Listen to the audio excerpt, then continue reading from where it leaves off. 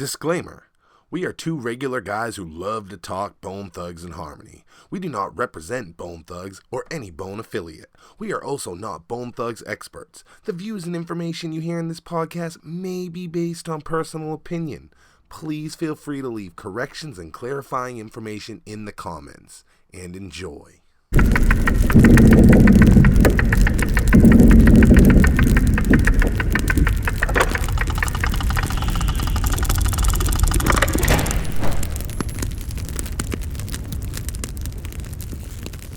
But no, I think we definitely need to do a part two because, you know, shit, we just did 5 hours and it sounds like we're barely scratching the surface. So yeah, because, you know, we didn't get into the actual record deal of what Relativity had with Ruthless to keep Tamika out of, you know, the Mo Thugs business and actually out of, so like for instance, Crazy Bone or Wishbone or whoever, anything Mo Thug, anything Relativity, then they're cleared on. But if like somebody on Suave House or somebody on Death Row or on Bad Boy, then she would have to clear that. You know, Tamika would. Not anymore, but back in the day she would have to. You know, they were cleared for Mo Thug. They were cleared for Relativity, Koch, Sony. Anything else, though, you know, like if they were getting on somebody else's as a feature, then Tamika would get a piece of that. how did that get worked out for them to be able to? Because I mean, that's, you know, you're basically saying, hey, if it was a Mo Thug, if it was over here, then they were good. But if somebody wanted them on their record, you know, again, we'll just use Death Row. If a Death Row artist wanted to feature them, then it was going to come. Like, how did it come down to, hey, we need fucking Mo Thugs to be our own situation? Yeah, so, you know, I think Bone, listen, you know, people think they're dumb, but they're not. They're a lot smarter than people think. And so when it came to, you know, 95, 96, you know, and they should have been making Beatle money, but they wasn't because their contract was fucked up. So they started, you know, hey, let's make our own label. That way we can be features on our own artists and make money that way. So the deal was worked out between Relativity, you know, Business Affairs and the attorneys and Tamika. And since they were starting their own label, part of the deal was, hey, we'll give you a royalty on La La La La on our records, but you can't tell the guys what they can be on and what they can't be on. So, you know, it's part of the legal part of working out that deal. So they could do anything on Mo Thug that they wanted to do, and they did, except for Bizzy. He wasn't around a lot, but that was only because Bizzy, you know, that was during the time that he lost his mind a little bit. But that was worked out with Business Affairs. Now, if it was somebody else, like any other artist, then Tamika would definitely be involved in signing releases before they were able to do something with somebody else. That was something we briefly talked about earlier was, you know, Bizzy with the Mo Thugs. You had just kind of mentioned talking about the Trials and Tribulation video, Poetic Hustlers, and we know that Bizzy Bone is in that. And that's like one of the only Bizzy Bone Mo Thug connections, you know, at least as a fan that we have during that time. And it's crazy because, you know, we know Bizzy as the guy with the big Mo Thugs tattoo. Was there ever talk like, hey, Bizzy's finally going to do a Mo Thug? Like when the second album, I mean, was Bizzy ever there, or was it completely always, nah, Bizzy doesn't fucking do this? No, it wasn't, nah, he won't do it. Bizzy was always down to do anything Mo Thug. It was just that's when he was sort of going through things in life. And even with Trials and Tribulations with Poetic Hustlers, we didn't know he was going to show up. He just kind of showed up. And we were like, cool, let's do the video, you know, that kind of thing. So if he was around, he would do it because, of course, he's down. I mean, Lazy, that's like Lazy's little brother. Lazy treats Bizzy like that's his little brother. So anything Lazy does, Bizzy is down for. But Bizzy, you know, everybody has life things, and Bizzy was going through some changes. He is the youngest one, so he had maybe it took him a little more time to mature than the other guys. So it wasn't that he didn't want to be down with Mo Thug. He always wanted to be down with Mo Thug. In fact, like I said, after Ghetto Cowboy hit so big, he made me promise that I would never do another song with Crazy Bone unless he was involved. And I said, man, you could have been involved in all of them. You just wasn't around. So it didn't have anything to do with anything political like Mo Thug or Seventh Sign or nothing like that. He just wasn't around. It's when he was sort of off doing his own thing. And his own thing, it makes sense. And his own thing, and his own thing, by the way, was not a music thing. He was just on a personal thing, just taking a break, and he shaved his head. I mean, he was going a little crazy. He was being on. It happens to every rock star, man. It really does. Yeah, and we know that was the time period. I mean, we're talking Mo Thug 1 was 96, Art of War was 97, and then the Family Reunion was 98. And we know that he was very absent from Bone Thugs at that time as well, Art of War and everything like that. When Family Reunion happened, so like I just established, I mean we've got the first 3 original Bone albums. We got a Mo Thugs record. You're about to do the reunion album. Was there still a lot of unity in Mo Thugs at that point, or were you seeing a lot of the early signs of the fallout? Because a lot of fans believe those first 2 are the best ones. Something changed once the third Mo Thugs album was made. Well, you hit the nail on the Besides head. the cast, I mean, the whole fucking cast, besides like Ken Dog, changed for the third one. Right. Well, you nailed it. The unity, because Mo Thug is really those 2 first records, and those 2, those 2 first records, and the first ones we did in the studio. It all started falling out after that. So by the time it came to Mo Thugs 3, it wasn't. They don't even sound the same, those records. So if you listen to it, they're not like the first 2.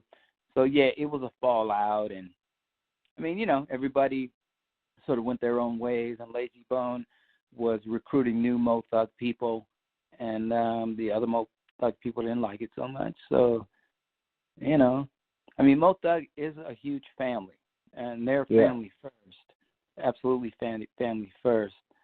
But if the first group of Mo Thug people on 1 and 2, they're not treated good, then by the time 3 gets there, they're hated on, that kind of thing. So, yeah, you were seeing the beginnings of the fallout. Did you stop working with Mo Thugs like around that time, like about the same time Crazy Bone was done working with the Mo Thugs team? I was still working with, but you got to remember, that was about the time that Tombstone got killed. So I was still there for Crazy and Lazy Bone, but I sort of took a little hiatus because my dude got killed before our Graveyard Shift album could come out. So I was mad at everybody, like I said, and I kind of moved away from it. Of course, if Lazy called me and said, "Hey man, can you come do this?" I would go do it.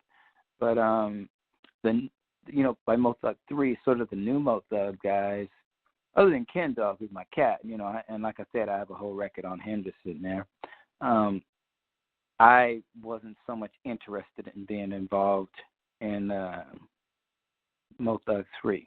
I mean, I'm on it on some shit, but you got to remember, really?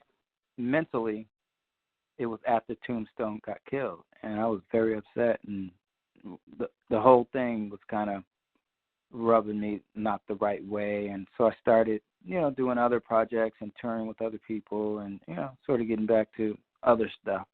I was upset about it. Do you think the loss of Tombstone was kind of like, what kind of ended that? Because it seems like it's all, connected the more I talk to everybody. You hear the Tombstone piece a lot from the original cast, and it seems like the loss of Tombstone was kind of like, all right, this is fucking, we're done with this. A breaking point, because yes, and it was, because the Mo Thugs that were around, I mean, the initial Mo Thugs, and I have to say, whenever I talk about Mo Thugs, I'm talking about the initial albums we did, part 1, part 2, the initial Mo Thugs. When Tombstone got killed, everybody was sort of whispering, you know what I mean? And like, oh shit, so everything changed right about that time. People started whispering, and they were like, they wasn't trying to be around, because, nobody knew. Because, you know what I mean? Nobody knew, like, for instance, if there's somebody out there whacking Tombstone or whacking some Mo Thug people that's around Bone, people weren't, they didn't want to be around them. You know what I'm saying? Because, like, who's next? It was almost like that. And, like Archie Blank, you might want to talk to him about that kind of stuff because, there was some shit going on that, in Cleveland, I think. And, what do you want to do? You want to be an artist and you want to have somebody shoot you? So a lot of people backed up at around that point. But also Mo Thug Records right around that point, because the Mo Thug office was in Cleveland. And it was in disarray after Tombstone because a lot of people, they say that who's really in charge, is it crazy or is it lazy? And, there's a lot of just confusion going on right around that time. And Bone was big and doing their own huge tours, and Mo Thug was supposed to go out with them. But I was actually touring with Bone, and I was pretty much the musical force behind Mo Thug. If I'm touring with them, how are we going to get a thing together for the Mo Thug? It was all in disarray. And I have to say, you hit it on the nose. It was right around the time Tombstone got killed. People started asking different kind of questions. The first two Mo Thugs albums, those were so successful that I can literally remember being a Bone fan and someone coming into the school that I was with Mo Thugs, and I was like, "What the fuck is this?" And it was like it was literally its own force. Even though it was so connected to Bone, it was still its own force. I mean, it really looked like it could have been its own thing. What do you think held back Mo Thugs 3 and obviously Mo Thugs 4? What do you think? What changed so much that couldn't be repeated? Because they've never been able to repeat that with an affiliate. Even their affiliates now are good. They're doing great, but nothing's been like those first two Mo Thug albums. I'll tell you, it's easy. The difference is those first records were fun. All the Mo Thug were happy. We were all having fun. We were recording. Nobody cared about getting paid, to be honest with you, on the two Mo Thug 1 and 2 and all those first records we did. It wasn't about getting paid, man. Everybody was having fun. Going in the studio, making their own product. It was fun, man. And after Tombstone, things weren't so much fun. I think things got serious, a little more serious. And I have to tell you, I've made a lot of records with a lot of people. And that's one thing that could take the magic out of any record is when you start getting too serious.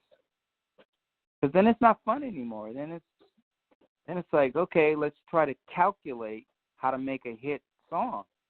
Mm-hmm. And it's very hard to calculate that. I mean, nobody really knows how to do that except for Prince. And then he taught me a little bit. But when you start calculating how much you're going to make off of, this album and how do you think it's going to sound, scan, and do, no, not fun anymore. Those two Mo Thug records, that shit was fun. And we didn't give a fuck if it sounds scanned or not. It was just dope. It was fun. Everybody, and you could tell in the raps, you could tell in the spirit of it, you can tell by how people are rapping, you could just tell that, man, they were having a good time making the shit. Everything after that, you could totally tell that they weren't having such a good time. They was doing it because, man, we need another hit record so we could, get some more money. And when you do that, you really miss out on the artistry and the fun. And it's sad. It's the business part of the music business. Music's great. The business part of it is not so great. So when you're making a record, I mean, let's take anybody's record. The first 2 or 3 records on any superstar group, the first couple records are very different sounding from 3, 4, 5, 6, 7. Because the first few they do, they're just happy to be there. And I'm talking from the Beatles to Michael Jackson. Everything after that is almost like a business move. Look at Michael Jackson. When he did Off the Wall and Beat It, there's something different about those first couple solo Michael Jackson records that are just so much fun. Like Beat It, that whole Beat It record is just, I mean, you can't compare that to Zero, Zilcho, nothing. So Michael Jackson after that And still a superstar, still a great singer, but they had a different feel to it. It was more like a business at that point. But man, when you listen I to can BJ, relate so much to what you're saying right now. You know, the listeners know this a little bit, and you do as well. But you know, I was part of a fairly successful, you know, just local regional group, and you know, it was the same situation. The first 2 albums we put out were just magic. I remember us being in the studio, and we just didn't give a fuck. We were making music to make music. We loved it. And then we got so, you know, I guess successful in our area that there was so much pressure when we did that third one. And it's everything that you're saying. It's mind-blowing to hear you say this about other people, because I feel like this about our group all the time. But there was so much pressure to deliver this third album. It's the one I told you that we got a Bizzy Bone song. We got a Stevie Stone song, Stevie Stone from Strange Music, Tech Nine's label. And there was a lot of pressure to deliver this great album after these first 2, and it took about 3 years to put this album out, and it was all work. No one was having fun by the end of this, because it was just like every song, every move, every show is a calculated business move, and you lose that shine, that new relationship shine, when it becomes everything we do is business, bro. Yep, and that's exactly what happens. And listen, it happens with every group, and it's because you know what? You're trying too hard to make another hit and to have fun. But when you're trying to have fun, if you're trying hard to have fun, you will not have fun, because it's too calculated. And it happens with everybody, man. I've seen it happen to pretty much everybody I've played with, and you know, I've been in bands myself, and it's hard to recapture that first magic, that first, like, oh, this shit is fun. Oh, man, did you hear that part? Oh, dog. It's hard to recapture that, man. It's really hard. I always say that we're very fortunate to probably have Lazy Bone and Steve LaBelle, because I've always felt like those guys have helped hold this group together at the times where we're talking about right now, where it's not fun, and they were like, you know what, fuck this thing. We've seen Bizzy do it. We saw, you know, Crazy and Wish eventually said fuck this for a minute. Even Lazy eventually finally had enough and walked away for a couple seconds. But that took such a boiling point for that guy. And I felt like Lazy Bone held it together no matter what. No matter who walked away or who was mad or fuck you, like Lazy Bone was like, yo, we're fucking Bone Thugs and Harmony, man. Like forever. Yep. We're very fortunate. And my friend, that is Lazy Bone. He is, until he dies. I mean, Lazy is, he's Bone Thugs, he's Mo Thug. You know, he keeps the family together. He really does. Yeah. No, I think you can see that every time that you've talked about Lazy Bone's the leader. You know, he was the leader. I think that was always kind of clear, especially in the early days. It was like more than clear that, you know, Lazy was the leader. He was kind of the spokesman. You could tell Crazy and Bizzy were not very comfortable talking in interviews, especially very early on, whereas Lazy, it just seemed natural. Like, come on, motherfucker, we supposed to be here. Tell him we Bone Thugs and Harmony from Cleveland. And he's always had that presence about him. And I can't remember the interview, Romeo, but there's one from a DVD they put out, and I actually think it's when Crazy Bone was doing the Baller Records thing, and he did the Gemini record, and they put out a little DVD, and Lazy Bone's just talking about being like a 15-year-old, and he's like, I had to feed everybody. He's like, grown motherfuckers around me, I'm feeding everybody. And he's like, and ain't nobody care about you. Ain't nobody give a fuck about nobody.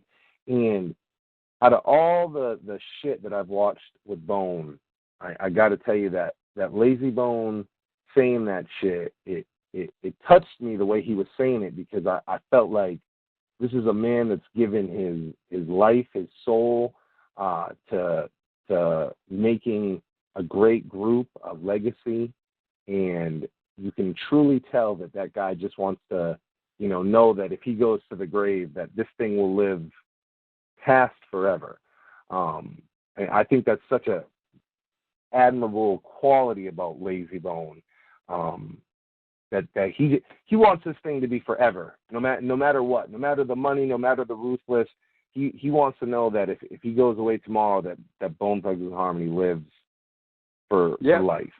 That's amazing. No doubt. That's Lazy is the heart of the group, without a doubt. Not that the other ones don't care about it. It's just Lazy might care a little bit more. Because, yeah. I mean, from the beginning, I don't know. When I walked into that studio the first time, you could tell that he was kind of the boss. I don't know. Even when I talk to him these days, like I was on the phone with him last week, a week before that, when we were talking about the Archie shit. I said, "Hey, boss, how's it going?" That's what I call him. I don't call him Lay or Steve. I call him boss. When we were talking earlier, we were just talking about, Ken Dog had an unreleased project. We know Poetic Hustlers made it to they got pressed out and that CD came out. Too True, their album came out. Graveyard Shift, you eventually got that out. It sounded like you also said that Trey, there's three girls in that singing group. Did they also work out an album? And I'll tell you the reason why I'm asking is that the first single off of Family Scriptures was them and Crazy Bone.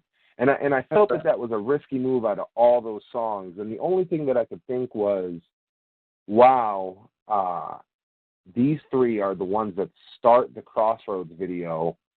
And that the three of them singing at the beginning of that video, I think, stuck with people for so long that I was like, Mo Thugs must have thought this is the money, these three, because people would sing that church scene with Trey repeatedly for that video. That's right. Did they also have an album? Oh, yeah. I produced it with Crazy. I think Crazy Bone was more of the producer. Well, when I say more of the producer, it's, he would tell me what direction, because I remember we were at Studio 56, and Studio 56 is where I did all of Graveyard Shift. Well, pretty much all of it. For like 9 months we were working on it. And I remember, there's, 5 rooms in Studio 56. And I remember going back and forth into the different rooms, and Trey was in rooms there too, and working on their songs. So yeah, there's a bunch of them. I don't know, why they didn't come out or what happened to them or whatever, but we did a bunch of songs on them. I think probably an album's worth for sure. When you were with Mo Thugs, because now we know about the albums that came out, we've established there was a few unreleased solos. Were there any other big, Mo Thug projects that you thought were going to come out that didn't make it to light in that, 96 to 98 period? Yeah, I thought Cat Cody would be huge. Like I said, he was on the level of a singer like Casey and JoJo from Jodeci. And I don't know what happened to, we did a bunch of songs for him. And I think he, I can't say for sure, but I think he had a stint, he might have went to jail or something, because we definitely were setting up for him to do a record. Well, we did a record, and, it never came out. But, yeah, it's still there. So, let's see. So Bizzy Bone said the same. Bizzy said the same thing. Cat Cody's, super, super talented, a lot of props, and to hear so many people say it, it's kind of amazing that we've had, as fans anyway, we've had such a limited Cat Cody, features. I think Family Reunion, I think maybe 1 or 2 tracks. He featured on The Art of War once, and then, of course, he's on fucking Heaven's Movie with Bizzy Bone. Huge song there. But we've had very limited Cat Cody as fans. Something happened between Cat and some of the people, or one of the people. I'm not exactly sure.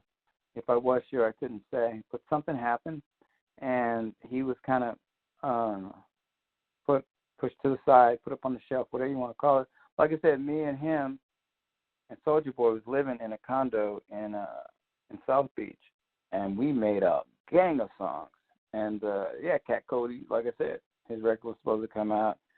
And then, like I said, I don't know with the internal works, but he ended up with a legal situation. He ended up going to jail. Wow. And it's too bad because, I mean, like I said, he could sing with the best of them. I remember walking in the studio and hearing him sing the first time I met him. He had just flown in from Cleveland. And I don't know what song we were doing. I think it was one of the Mo Thug, Family Scriptures or something. And, I think it was the song Family Scripture. And, man, he was pretty much, like, if you listen to the beginning song on Family Scripture, he sort of starts that song out.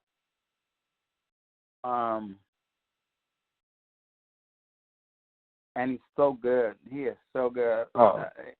It's amazing because he's unique. This dude's going to be a superstar. And we did a bunch, like him and Crazy Bone were super, super tight.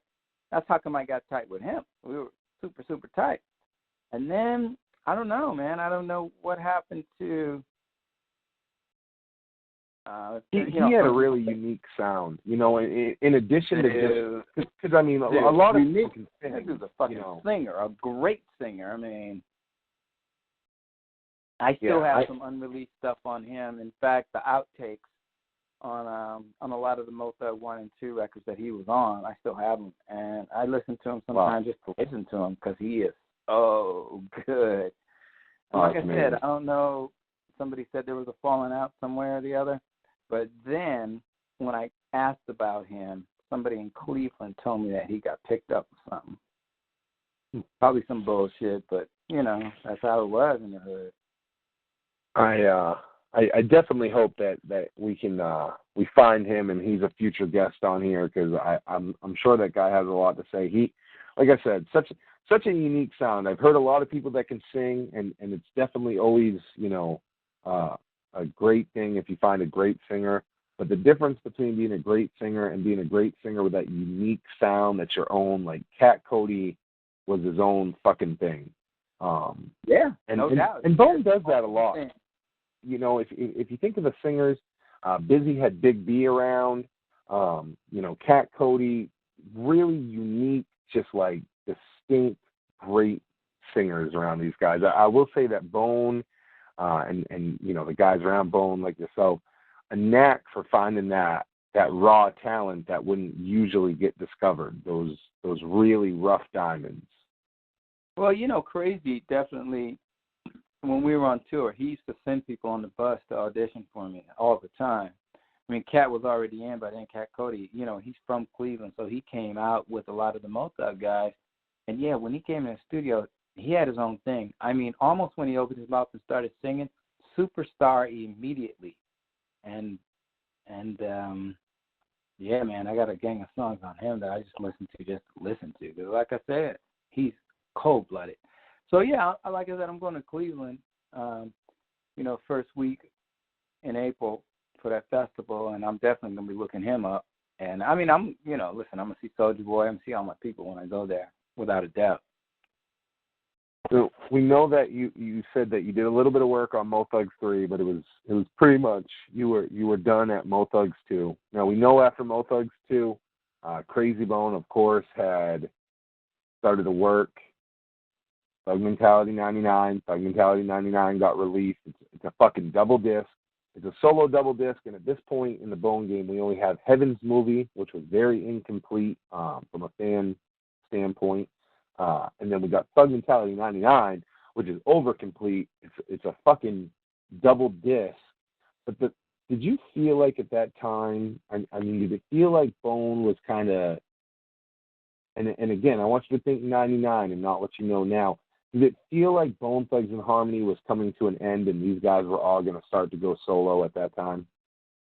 No doubt. They were all doing solo records, and not Lazy Bone. He was always about his Mo Thug, without a doubt. He's the daddy there. But the rest of them were sort of on their own thing, and when Crazy did the 1999 the Thug Mentality record, it sort of set a precedent, I think, for everybody because he did so well on it. I mean, like I said, it sold like a Bone Thugs and Harmony record. It was Ridiculous. really great. Yeah, and it was a great record. Double disc, and like you said, in fact, I'm looking at the plaque right here. So yeah, it's so good for a double disc, Romeo, that it's insane because, you know, people don't like to hear me say this, but I say it all the time. Tupac, All Eyes on Me, amazing double disc, but nobody could sit and say that there isn't a little bit of filler there. Biggie's, you know, Life After Death, amazing, a little bit of filler there. Wu-Tang, you know, Wu-Tang Forever, there's some filler in there. But when you listen to fucking Crazy Bone, Thug Mentality 99. And I'll tell you why. Crazy Bone. Killer, no filler. No filler on Crazy Bone, Thug Mentality. No filler because even though it's a double disc, Crazy Bone's work ethic is ridiculous. In order to get a double disc, he would have, I think we ended up with 75 songs. Wow. And he picked the best ones out of that. Oh, his work ethic is ridiculous. I told you, I built a Pro Tools setup on our bus. So a lot of that was written on the bus, you know, so on the road. And I remember when we got back, we started at Studio 56, then we ended up at the Backroom Studio, which ended up, you know, being my studio. We got kicked out of Studio 56, actually. And so, yeah, that no filler. Yeah, no, it's amazing. We also did it in a different kind of way. You know, he picked out his favorite, you know, the ones that he thought was great. And I created skits around all of them. If you listen to it, you hear all those skits? Those skits are major because it ties the record together. Yeah. Mm-hmm. I was actually going to comment the idea of the skit. Crazy Bone will come up with the idea of the skit. And, like, there's music in each skit underneath the skit happening. And that's just, like, on one of them, right before, you know, there he is, message for you, Mr. Brown, da-da-da. But if you listen to the skit before that, there's jazz underneath it. That's me just playing some major fucking jazz shit because it sounds like he's in a nice high-class restaurant club. So these were skits that weren't thrown together. These are skits that we thought out, and we thought them out as to make them little movies. That's what these skits are. They're little fucking movies. Mm-hmm. Yeah. And it was just carefully done. Very carefully done. It's odd to me. I actually believe that, you know, I always say that Thug Mentality 99 was the end of the Bone era, the way we know it, because that was the last record that I felt was really handled with those type of gloves. When you listen to the first three Bone albums, even when you listen to the first two Mo Thugs albums, they're handled differently, and the skits, all that shit matters. One of the things that I always bring up to people, and we kind of talked about it earlier, was Bone on their first three records, they all had those introductions, you know, the little Eazy-E Ouija voice. I think DJ Unique did it on the later records. They had tons of those skits, and it set the tone. I can tell you, Romeo, that in 97, I was so excited for Art of War to come out, and where I live in Maine, and you're familiar with, you know, just Maine and it's spread out, I had to drive well over an hour to a city called Portland to purchase this. I drove the whole way there. I popped this motherfucker in my Walkman, and the first moment you hear that skit drop in, and it builds the Art of War tone. You are not listening to audio at that point. You feel like you're there. You feel like you're part of it. Thug Mentality 99 did the same fucking thing, and it was the last time. I've never heard it done like that by Bone since, period, at all, on any record. Yeah, it was kind of the end of an era, bro. It's a lot of those skits have a lot to do with Crazy Bone. Art of War, you know, we did an interview with DJ Unique for Sons of St. Clair, and he said that we needed to do a record, and all the guys were sort of spread out all over the place. So he called Crazy Bone. Jamaica called him saying, hey, I need a record for Ruthless to put out. You need to call Crazy Bone. So Art of War, if you listen closely to it, it's almost really like a Thug Mentality 1999 Crazy Bone record. It's Crazy Bone had a lot to do with Art of War. Crazy Bone and Unique, because, after Thug Mentality and Art of War, and that was kind of the end of an era. Everything else after that, starting in 2000, 2001, those 2000s, I don't know, not as good, just not handled as well, because things got broken up. Right after Thug Mentality, Crazy Bone's record, things got real different and broken up. People went in different directions. It felt like they didn't record together the same way. It felt like the songs were very formatted, like, yo, Crazy, you drop a chorus, hey, Romeo, make sure there's fucking, 4 verses in here. Everybody's going to go fill in their shit. Whereas when you listen to those other records, it wasn't always like that. You might have them sharing a chorus. They were working together. And it's crazy that you say that, because when you watch Sons of St. Clair, DJ Unique says the exact same thing. I mean, almost verbatim. Because that's what happened.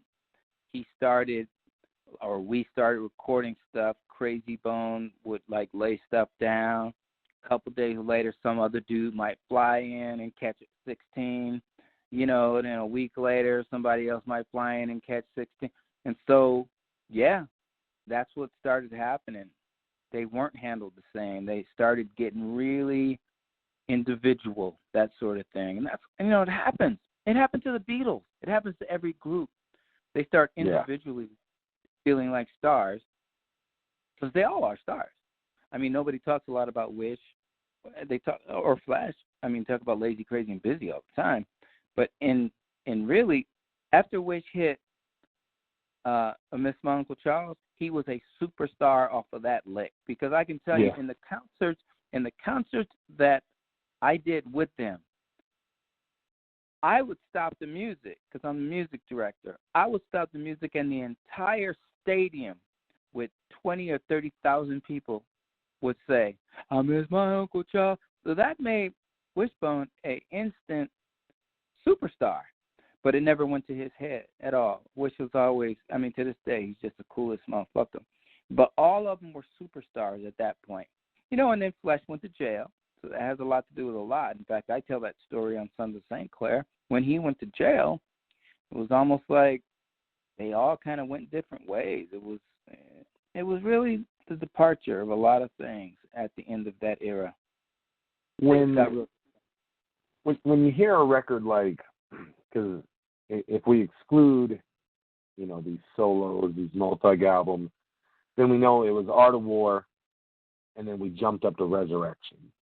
And I'll tell you from a fan perspective, the excitement for Resurrection was fucking unbelievable, because, we thought our group was over. We thought the Bone was fucking done by that point. They're doing solos, like you said. Were you around? You must have been. You did the Can't Give It Up remix, right? The rock one? Mm-hmm.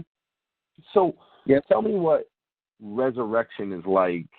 It almost feels like when we were talking about, this is when it all became business. Like, that was the first record where it was like, this is all fucking business, and I don't give a fuck.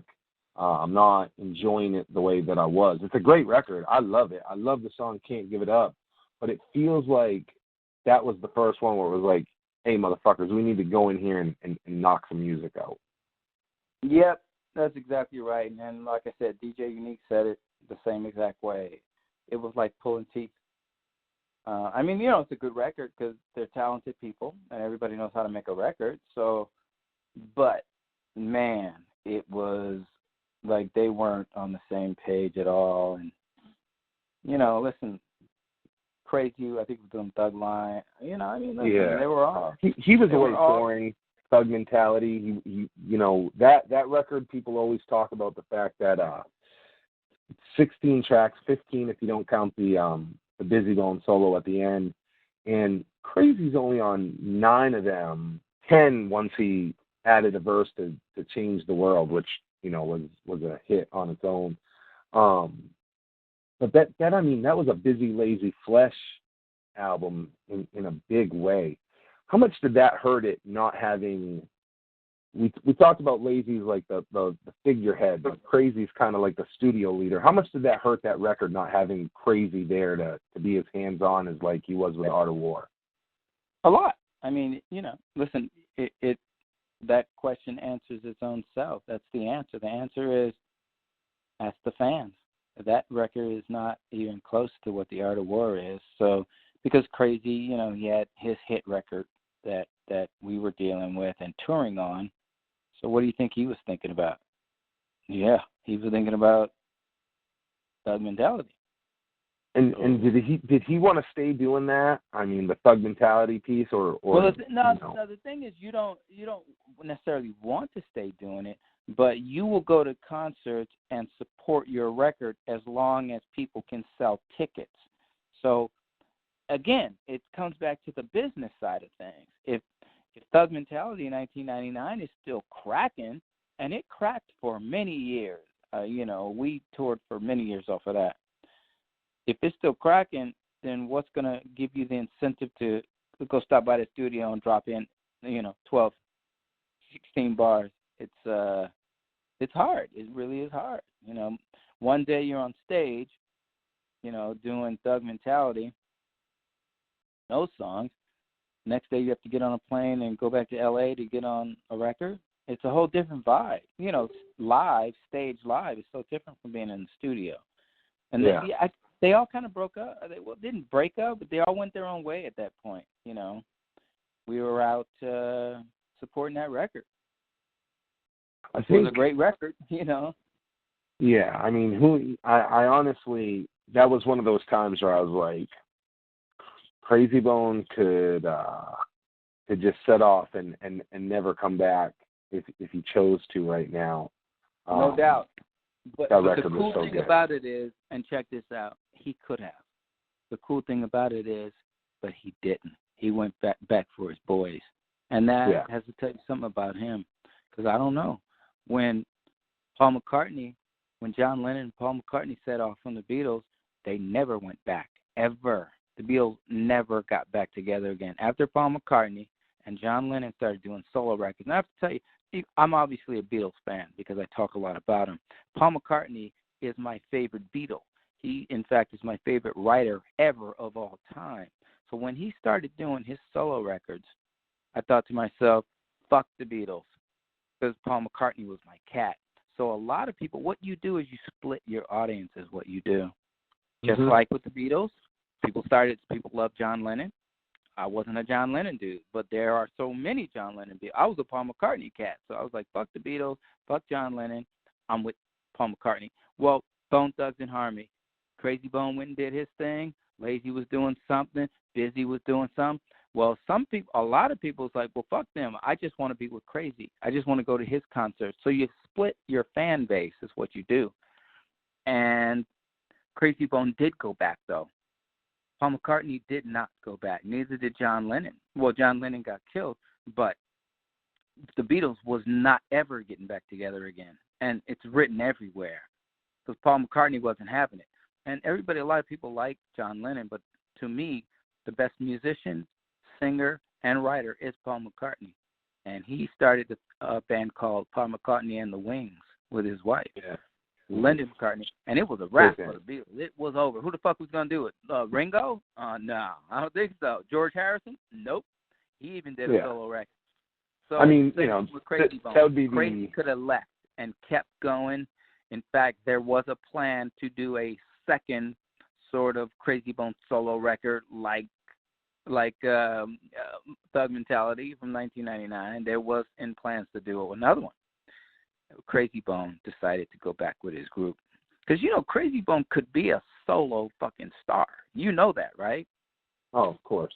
I mean, he's... And I've thought that more than once. We talked, I think in private, but I said, back to when they did Strength and Loyalty, I felt like he had another chance then so many years later, I was like, oh shit, Crazy Bone's about to be the breakout star. But once again, even at that time, even when he was getting on he was on big solo records. They put him on that Tupac remix, that Biggie remix, and instead of having it billed as Crazy Bone, he specifically made them bill it as Bone Thugs and Harmony, even though he was the only one on the song, to make sure that life was in that brand. That's huge. Right. That's selfless. He always did it, and he still does it. I mean, Crazy Bone, even today, Crazy Bone could go solo anytime he wants. You know, Crazy Bone, for instance, we were talking about last year, we were talking about doing an R&B, Crazy Bone R&B record, and calling all the R&B singers, you know, like all of Beyonce, everybody, right?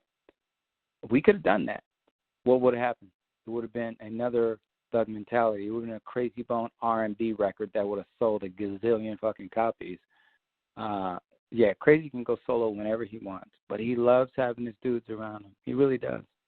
We were talking earlier, you know, just about the fact that you can see that Bizzy is very absent. 96, 97,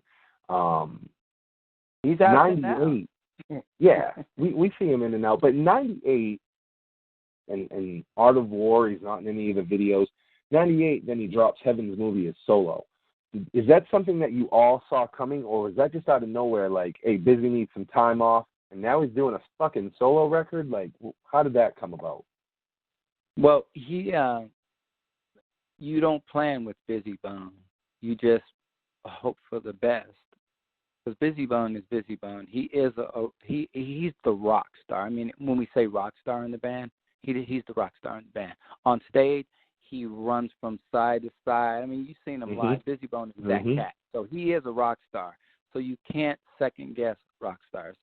Bizzy Bone, we were talking about Heaven's Movie when we were doing Poetic Hustler. You know, we were talking about when we were doing a Mo Thugs record. So he is putting it together early on, and then he dropped it, you know, later. But Bizzy, you can't plan with him. And that's just the thing you have to know about Bizzy. You cannot plan with him because he is a rock star, and he has a rock star mentality. And a guy with a rock star mentality, because I've been around a lot of them, you can't plan for shit. Because as soon as you plan everything out and they don't show up or they don't call back, then what happens to your plan? Kind of goes to shit. So we knew that he was going to be doing Heaven's Movie because he started doing it early on when we were doing Mo Thug records. He did it. And so even today, Bizzy Bone is kind of, well, he's always the rock star, right? Even today, you know, I don't know, they went to Brazil a few weeks ago. Yeah. Yeah, Bizzy didn't go. He didn't go. Why? Crazy didn't go either. Bizzy did a big live stream about it, and he wouldn't come right out and say it, but he very much alluded to the fact and said that that he gets paid correctly when they do shows in the States, but that nobody wants to pay him the right way and tell him the guarantees, and that he's just not willing to gamble out of state like that or out of the country. No. And he said that he was closer than any of the Bone members to be able to hit these Brazil dates. No. Bottom line is this. He didn't have a first-class ticket, so he said, fuck you, I ain't going. That's exactly what happened, because I was standing next to the guy who booked it when the phone call came in, Jamie. So, period. And he's a rock star. That's the rock star mentality. Mm-hmm. If you don't pay me right, if you don't pay me right and give me my first class and every then I ain't going. And he can. I mean, listen, he can do that. Crazy Bone can do it too. You know, you got to remember, out of all of them, which one of them has the most money? And I can't answer this question, you know, because I can't talk about their business that much. Probably the one that does all the hooks, right? Yeah, I mean that's the assumption. That? You know, I think everybody assumes either or Crazy or Bizzy have the most money in that group. Okay, so the person that does all the hooks is who? Crazy, right? Yeah, of course. So he doesn't need to tour as much as the rest of them because he's kind of set financially. So if he says, hey, I don't want to do this tour, guess what? He doesn't have to do it. A lot of them tour for necessity. I mean, you know. At this point, do you feel, I mean, is Bone still together, still touring out of the love for this Bone Thugs thing, or is this a necessity because they all got hurt in the 90s? Well, they love each other without a doubt, because I really don't think Crazy needs to tour if he doesn't want to. You know, Crazy is on not only all Bone hooks, all the great ones. He's on a lot of other people's hooks. And somebody sampled his, I forgot what verse, not verse, but it was one of his things. Somebody sampled it, and they used it a bunch about 5-6 years ago. So Crazy is paid majorly.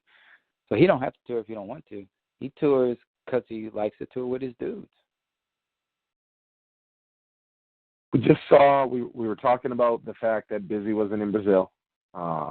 We do see him now with the group. It looks like that's still that on again, off again thing. And I was watching an interview with Bizzy Bone this is years ago. I think this is when Crazy and Wish decided to actually step away from the group temporarily.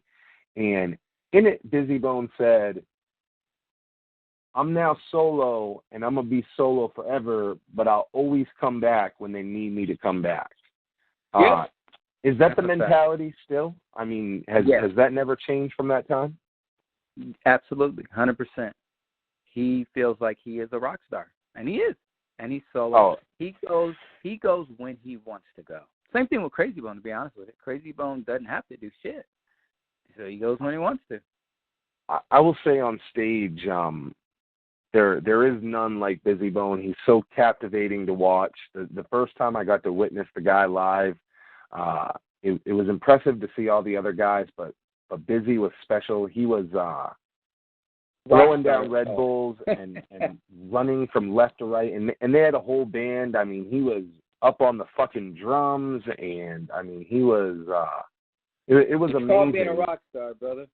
Yes. And it's different, you know, for that guy, and it's so actually odd to me because it looks like right now that I see Bizzy recording a lot of stuff. He's still doing the tours. We know that he's heavily pushing out Bloodline Harmony right now. Do you think this is a full? Yeah. Is this a full torch path? I mean, is this to let Bizzy finally have some time away, or is this just to put his sons on and he's going to Mick Jagger and Bizzy Bone for the fucking rest of his life? I think a little bit of both.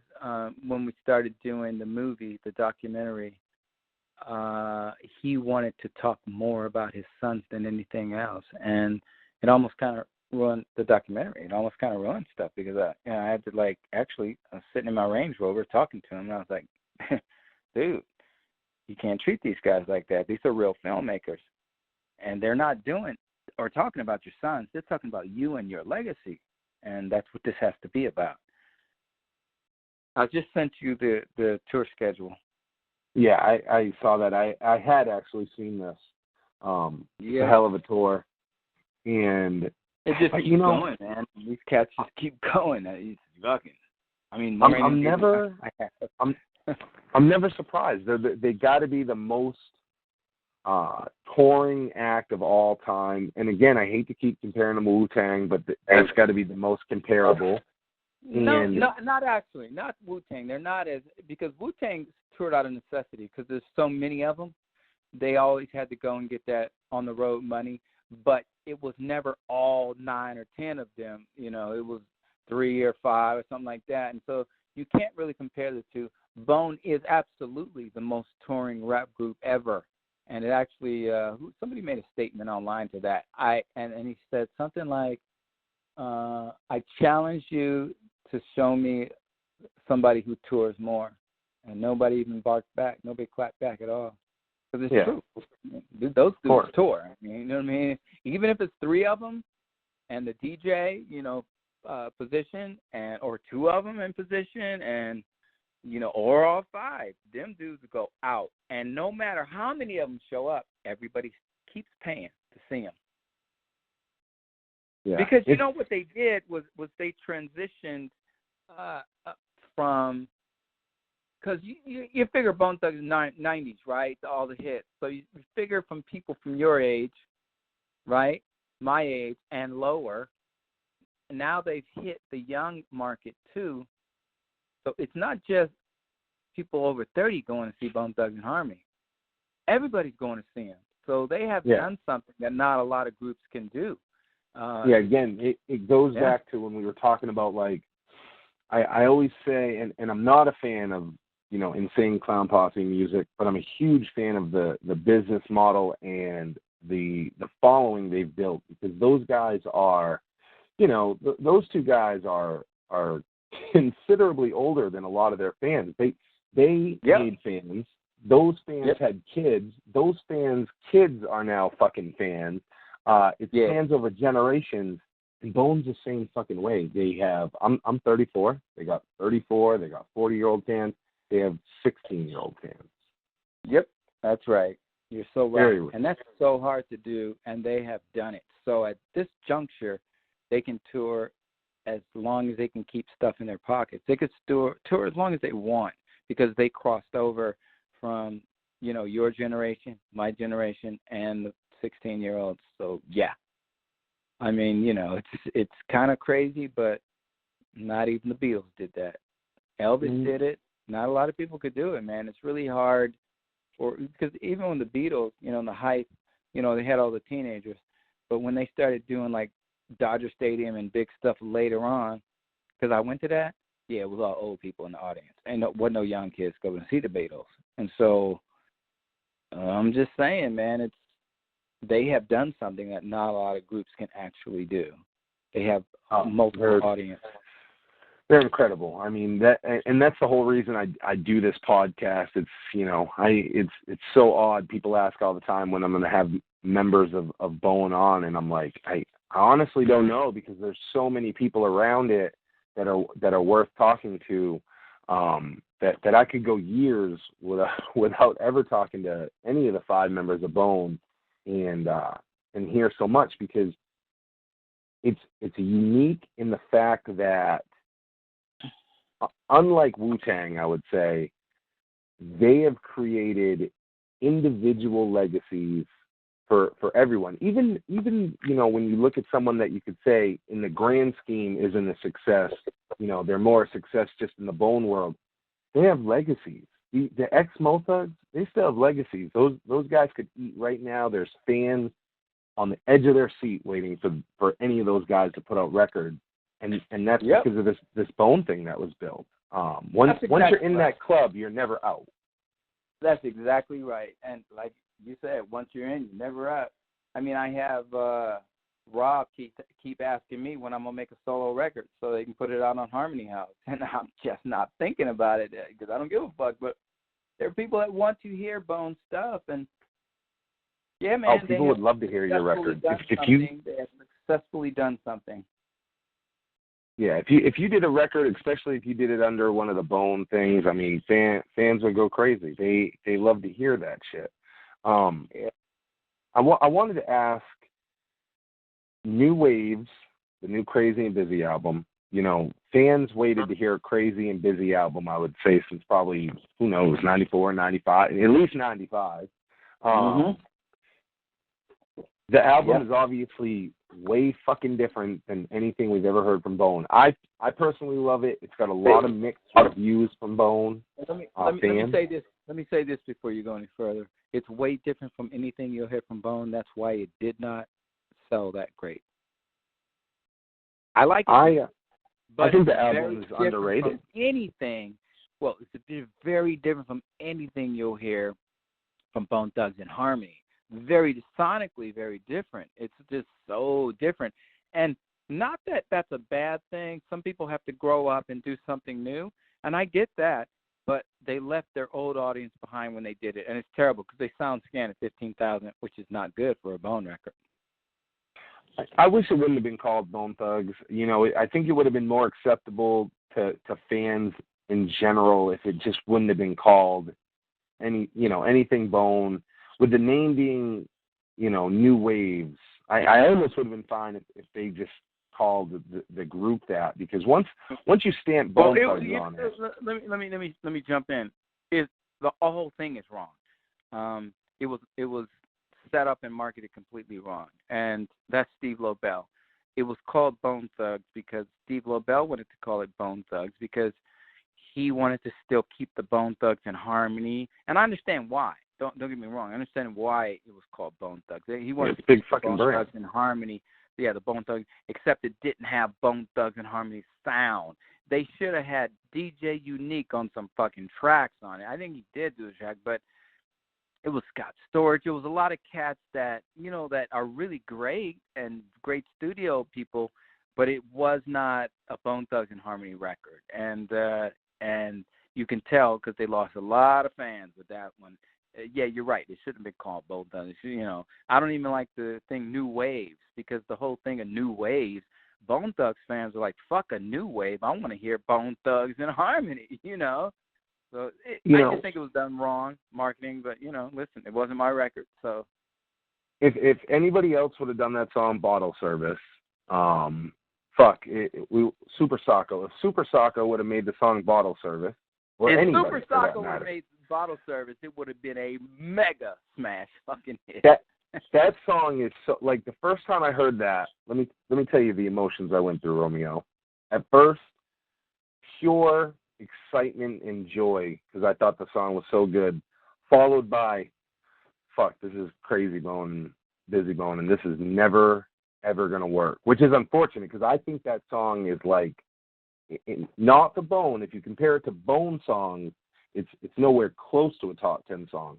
But if you take the Bone out of it and you just look at that song itself, that is certifiably so much larger of a hit than it was. Did being Bone Thugs completely hold that back? I mean, it must have.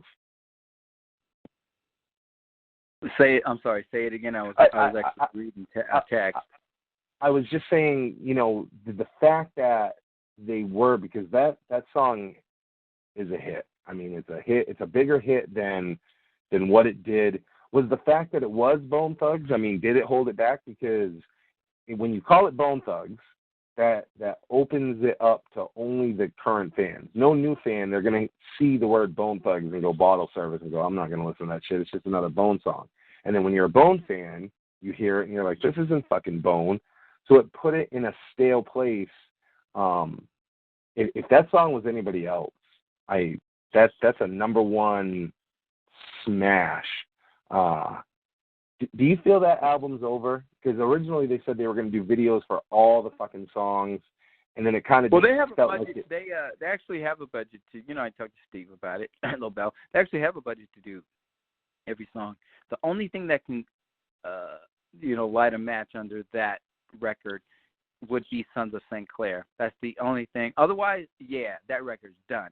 If you think about it, any record, any fucking record, anybody, if it's been a few months and it sort of stalls, it's a wrap, especially by today's market. Today's market is give it to me right now, and millennials will let me hear it, and after they hear it, they're like, all right, see ya.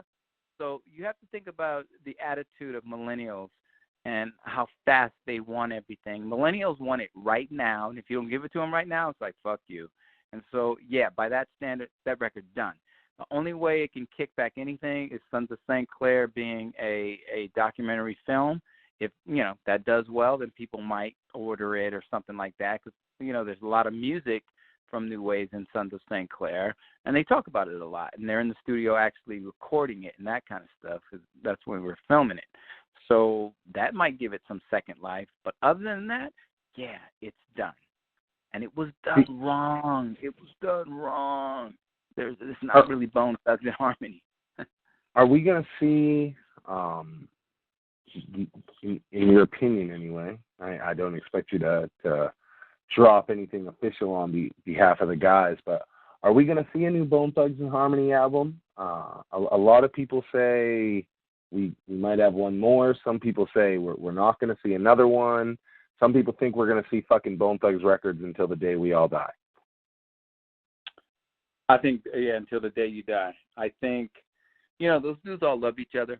And at the end of the day, and I've seen him do this, Lazy Bone could be doing like a solo record, and I've been with him, shit like this, and he will call Craig, hey, Craig, come get on this shit. Just like New Waves. They called each other, and they went to do it. Of course, New Waves is a bad example because that's not a real Bone Thugs and Harmony type of record. You're going to hear Lazy Bone and Wish, people like that do a real Bone Thugs and Harmony. Sometimes the more, and this is very important, sometimes the more talented you are, the more it hurts you. Because Bizzy is a rock star. He's talented. He's got a voice. And we know, you know what I think about Crazy Bone, super duper talented. But just because you're talented doesn't mean you have to show everybody how great you are. And I think New Waves is just that. It's like a show off. Listen, this is how great I am. This is how fast I can rap. This is how much I could sing for, Bizzy Bone and for Crazy Bone. And they are great on the New Waves record. You heard it. It's a great fucking record. But it is not a Bone Thugs and Harmony record. Beyond the harmony for the fans, we celebrate. Uploading new videos every Thursday, so join us.